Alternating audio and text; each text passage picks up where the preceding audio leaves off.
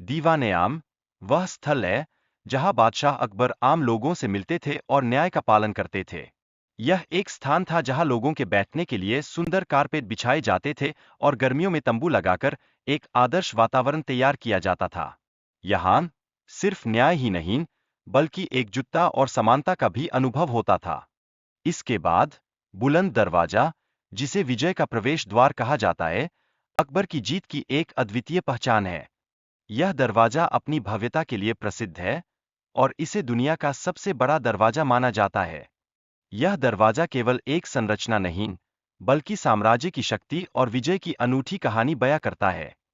मुगल साम्राज्य की स्थापना बाबर ने की थी, और उसके बाद जब अकबर 14 वर्ष की आयु में शासन का भार संभाले, तो साम्राज्य का विस्तार नया रूप लेने लगा। अकबर का शासन एक महत्वपूर्ण युग था, जहां संस्कृति, प्रशासन और धर्म का संगम देखने को मिला। यह युग हमें सिखाता है कि युवा नेतृत्व के साथ बदलाव संभव है। तुलादान प्रथा, जो अकबर के समय में गरीबों की मदद करने की एक महत्वपूर्ण प्रणाली थी, हर साल आयोजित होती थी। यह एक सामाजिक कार्य था जो समाज के कमजोर तबकों के लिए सहारा बनता था। यह प्रथा हमें यह सिखाती है कि समाज के सभी वर्गों की भलाई के लिए हमें एकजुट होकर काम करना चाहिए। फतेहपुर सीकरी में दीवान-ए-खास और दीवान-ए-आम जैसी भव्य इमारतें थीं। ये इमारतें अकबर के प्रशासनिक कार्यों का केंद्र थीं, जहां विभिन्न गतिविधियां और साम्राज्य की महत्वपूर्ण बैठकों का आयोजन किया जाता था। यहाँ पर हम देखते हैं कि कैसे एक सफल शासन के लिए बेहतर प्रशासनिक ढांचा आवश्यक है। अकबर ने दीन-ए-इलाही धर्म की स्थापना की, जिसका मुख्य उद्देश्य विभिन्न धर्मों को एक साथ लाना था। हालांकि इसके अनुयायी सीमित थे, परंतु इस प्रयास ने धार्मिक सहिष्णुता की नींव रची। यह देखकर हमें यह प्रेरणा मिलती है कि एकता में ही असली ताकत है, चाहे विचार कितने भी भिन्न क्यों न हों। महल के बगीचे में गुलाब और चमेली की खुशबू से भरा वातावरण बादशाह के लिए आनंद का महत्वपूर्ण पहलू था। गर्मियों में यहाँ बिताया हुआ समय अद्वितीय था, जहाँ हर एक रंग और खुशबू से सजीवता का एहसास होता था। यह हमें यह सिखाता है कि ताजगी और आनंद के लिए हमें कुछ समय अपने परिवेश में बिताना चाहिए। तानसेन की संगीत प्रस्तुति और बादशाह अकबर का संगीत के प्रति जुनून इस क्षेत्र के प्रमुख आकर्षणों में से एक थे। कहा जाता है कि तानसेन की गूंज से बारिश आने की मान्यता थी, जो संगीत की जादुई शक्ति को दर्शाता है।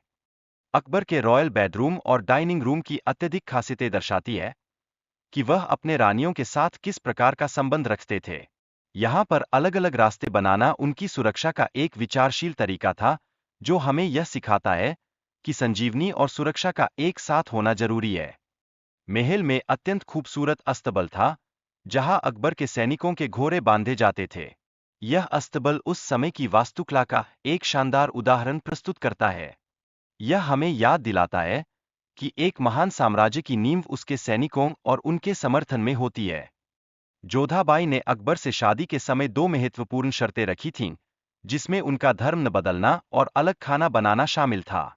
यह बात हमें यह सिखाती है कि प्रेम और सम्मान में एक दूसरे की भावनाओं का ख्याल रखा जाना चाहिए। महल के समर और विंटर पैलेस की विशेषताएं काफी अलग है, जहां समर पैलेस में ठंडे मटीरियल का उपयोग किया गया है। ये विशेषताएं हमें यह दर्शाती है कि कैसे एक अच्छी योजना और डिजाइन किसी भी स्थिति में आराम को सुनिश्चित करती है। इस क्षेत्र में यज्ञ और हवन सामग्री रखने के लिए विशेष कमरे बनाए गए थे, जो हिंदू धार्मिक प्रथाओं की अनुगूंज को दर्शाते हैं। यह दिखाता है कि विभिन्न संस्कृतियां और परंपराएं किस प्रकार एक साथ मिलकर एक समृद्ध समाज का निर्माण करती है। फतेहपुर सीकरी में बुलंद दरवाजा और जामा मस्जिद जैसे ऐतिहासिक स्थल है, जो इस क्षेत्र की धार्मिक विविधता को प्रदर्शित करते हैं। यह हमें यह सिखाता है कि विविधता में ही एकता है, और यही इस जगह की असली खूबसूरती है।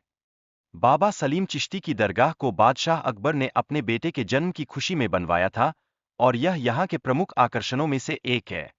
यह हमें यह सिखाता है कि जीवन के हर सुख दुख को साझा करना और उसे मनाना कितना महत्वपूर्ण होता है। अंत में, बादशाह अकबर ने गरीब और यतीम बच्चों के लिए छात्रावास स्थापित किया, जहां उन्हें मुफ्त में शिक्षा और भोजन उपलब्ध कराया जाता था। यह कदम न सिर्फ शिक्षा की पहुंच को बढ़ाता है, बल्कि समाज के प्रति उनकी संवेदनशीलता को भी दिखाता है। और यही बात हमें याद दिलाती है कि हर एक कदम, चाहे वह कितना भी छोटा क्यों न हो, समाज के उत्थान में महत्वपूर्ण होता है। अकबर के राज में अरबी और संस्कृत जैसे विषय पढ़ाए जाते थे, जिससे शिक्षा का स्तर और बढ़ा। यह शिक्षा के प्रति उनकी दूरदृष्टि को दर्शाता है और हमें बताए कि ज्ञान का प्रसार समाज को आगे बढ़ाने का सबसे प्रभावी माध्यम है। अंत में, बुलंद दरवाजा, जो अकबर की गुजरात जीत की यादगार है, उसकी ऊंचाई और सजावट इसकी ऐतिहासिक महत्व को स्पष्ट रूप से दर्शाती है। यह दरवाजा केवल एक संरचना नहीं, बल्कि एक प्रेरणा है, जो हमें चर्चा करता है कि कैसे कठिनाइयों को पार करके सफलताएं प्राप्त की जा सकती है।